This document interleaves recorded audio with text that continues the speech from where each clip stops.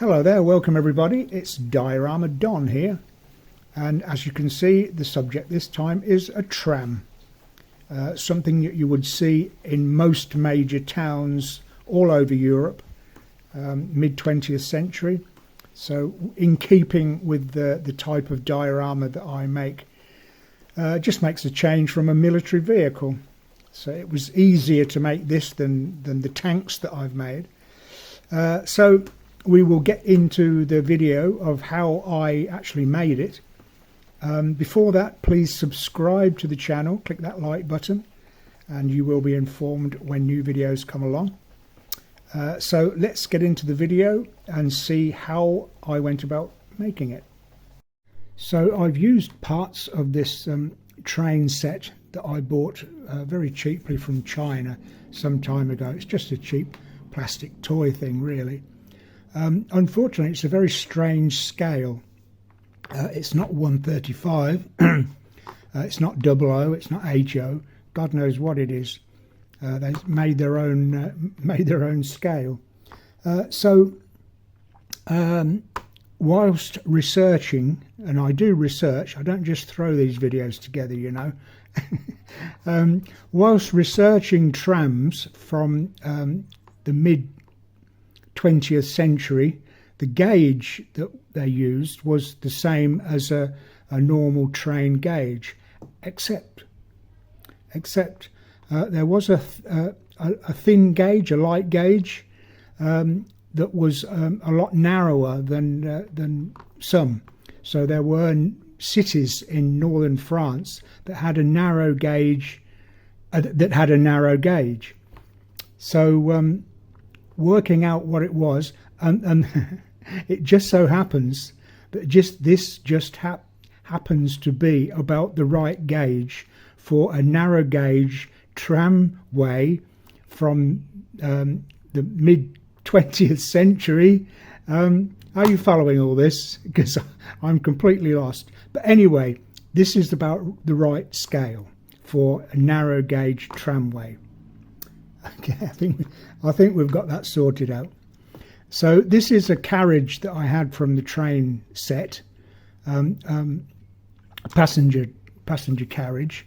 Obviously took the top off, and I shall use the bogies and the main frame for my tram. So that will sit on there, so I can move my tram along on the proper narrow gauge railway. Takes deep breath.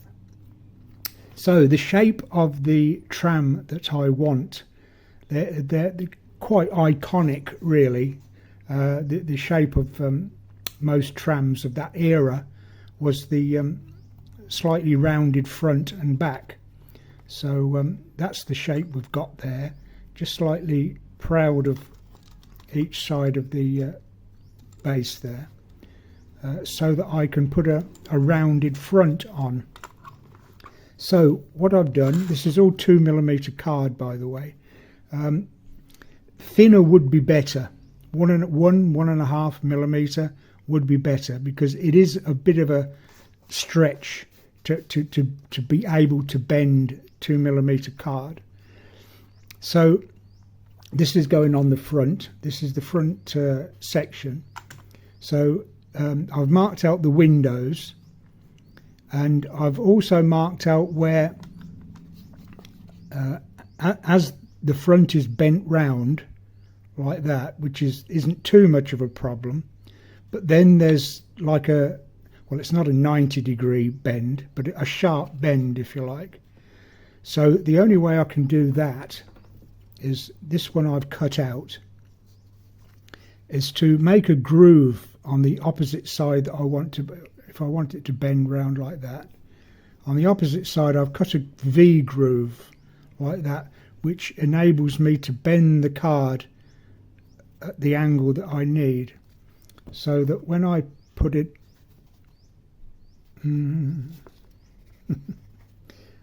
when I put it on like that, it's going to be the right am I going to do that? Yeah, it's going to be the right shape at the front. Okay, it needs, well, I get the shape of it from slowly easing the card round a paint pot like that. So that section I can ease around with that, and then this section I can bend, well, not at 90 degrees, but at the angle that it needs. So with that in place there, and then another piece on top that will keep the shape, the right shape on the top there, that will be my front and back section of the tram.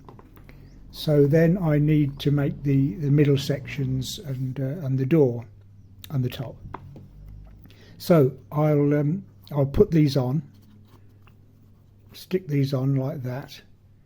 I won't be able to go too far because I need to glaze the windows, so I can't build too much of it up until I get some clear acetate to make the windows. But anyway, I'll put these on and we'll see what it looks like then. Just a quick update then. Got my front and back on. Doesn't look too bad. I've made the doors so that they're set back a little, and then the sides on like that.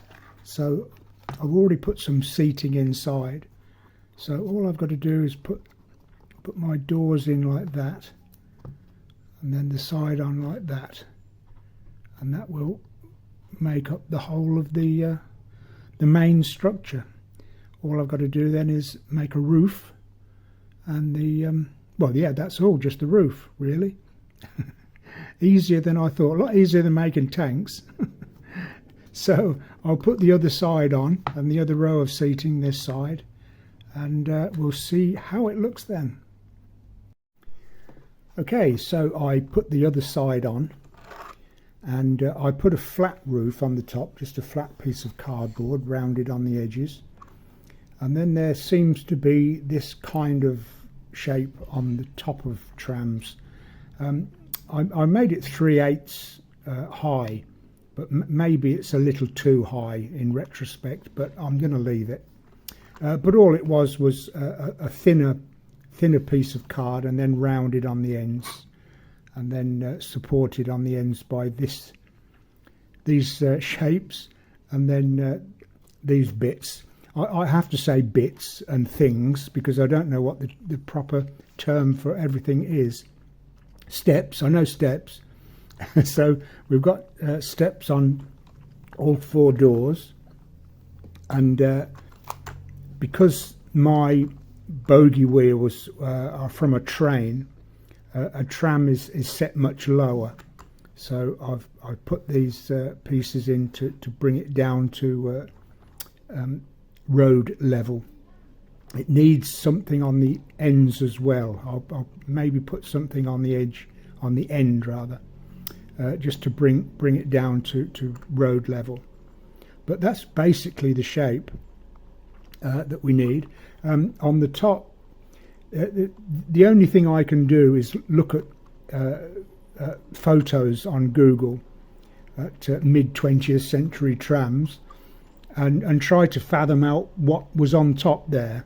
It all gets very complicated. I don't know how these things work, but there just seems to be a panel there and a panel there, and then something or other along the side. I've used barbecue sticks here, and then in here there's a square thing comes out the side, which goes up for the electrification part, which I shall do next. I can't tell you what to do or how to do it because I don't know myself, so it's all going to be experimental. I put some panelling, a very thin card, all around the doors and windows as well, just to make it look a bit more authentic. So anyway, we've got the shape. So I'll finish the top where the electrical thing goes up to the wire, and sort out the front here, so that's lower, and that'll be ready for painting, I think. So I'll go ahead, finish it off, and I'll be back to show you. Okay, so I've finished the actual making of it. Put some more mouldings around. Put this on the front and back, and there seems to be some kind of like a bull bar on a lot of trams, sort of pushing away any debris that might be in the way on the front and back there. So that's my interpretation of it. The top, again, I've made from barbecue sticks, the electrical connection. So when I come to making the street things, oh dear, the electrical things on the street, yeah, you know, with the wires across, those things, they will go then across the electrical contact there. It's a good job I know all these things, isn't it? Anyway, looking at photographs, it looks a reasonably good interpretation of what I've seen on photos. There's a number that I should put on there when it's painted, and these will have the front parts of raw pugs on the front there that will suffice as headlights, as well as the headlight in the front there. That's just screw with a washer, an integral washer. So that's what you have to do. Look around the house and see what you can find that looks a little bit like what you're supposed to be making. Be okay when it's all painted up. So anyway, it looks very tram-like. That's the main thing. So there we are. That's the making of it. So the worst part for me now is painting it. I just don't like painting. I'm just scared I'm going to mess it. I'm happy with the way it is at the moment. If I go and paint it and mess it up, I should be well cheesed off. Anyway, I've got to paint it, so wish me luck. I'll do what I can, make it look weathered and aged, and I'll be back to show you. Okay, so all painted up now and finished. Got my headlights and numbers on the top there. So that's my completed tram. It's used probably about, well, certainly less than £1 worth of cardboard, less than $1 for materials. That's with cardboard, barbecue sticks. I use sellotape for the windows, scotch tape. So I don't think you could make one for less money. You'd be hard pressed to get a tram for less money than this. You can buy resin kits that cost well, an arm and a leg, but you've still got to assemble and paint those the same anyway. So you might just as well cut the cardboard and be done with it. Anyway, I digress. So what I shall do in the next video is make a diorama for it. I shall set the track into a cobbled area, cobbled street, and make a kind of tram station, tram approach, with the the lampposts either side that carry the power lines there. That's what I'm going to make. So the next video, it'll be setting it into a diorama. So please stay tuned for the next video. If you subscribe, you will be informed as to when that will be. So a very good case for subscribing. But anyway, subscribe, click that like button, and you'll be informed when any new video comes along. So there we go. Thank you for watching this video.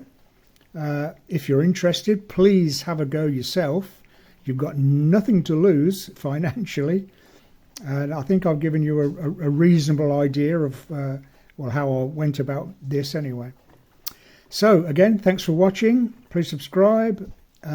See you in the next video, and in the meantime, as always, I wish you happy modelling.